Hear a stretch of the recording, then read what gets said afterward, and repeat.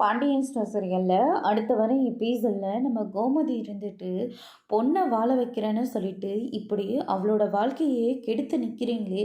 உங்களை மாதிரி ஒரு கேவலமான குடும்பத்தை என் வாழ்க்கையில் நான் பார்த்ததே இல்லை அப்படின்ற மாதிரி சொல்லிடுறாங்க.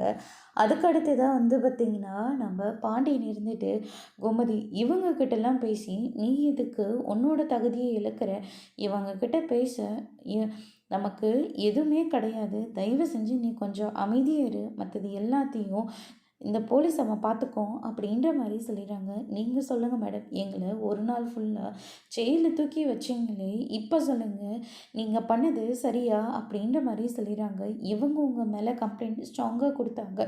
எங்களுக்கு வேறு வழி தெரியாமல் தான் மொத்த பேரையும் கூட்டிகிட்டு வந்து உட்கார வேண்டியதாக போயிடுச்சு. அதுக்காக நான் உங்ககிட்ட மன்னிப்பு கேட்டுக்கிறேன் அப்படின்ற மாதிரி சொல்லிடுறாங்க. தெரியாமல் தான் கேட்குறோம், அக்கம் பக்கம் எப்படி நீங்கள் விசாரிச்சிருப்பீங்கல்ல, இவங்க எப்படி நாங்கள் எப்படிப்பட்ட குடும்பம்னு சொல்லி உங்களுக்கே தெரிஞ்சிருக்கும்ல. அப்படி தெரிஞ்சிருந்தும் எதுக்காக கோர்ட்டு வரைக்கும் எங்களை கூட்டிகிட்டு போனீங்க? இதில் நீங்கள் பண்ணதுனால என் மனைவிக்கு உடம்பு சரியில்லாமே போச்சு அப்படின்ற மாதிரிலாம் சொல்லிடுறாங்க.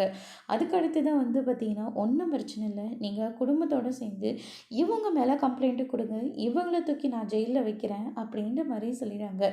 இதை கேட்ட உடனே நம்ம பாக்கியம் எல்லாம் பயங்கரமாக ஷாக் ஆகுறாங்க. சமந்தி, என் பொண்ணுக்காக தான் நான் இது எல்லாத்தையுமே பண்ணேன். அதுக்காக நான் உங்ககிட்ட எத்தனை தடவை வேணாலும் மன்னிப்பு கேட்டுப்பேன். தயவு செஞ்சு என்னை மன்னிச்சிடுங்க அப்படின்ற மாதிரி சொல்கிறாங்க. அதோட இன்னைக்கான பிரம்ம முடிச்சிருக்காங்க.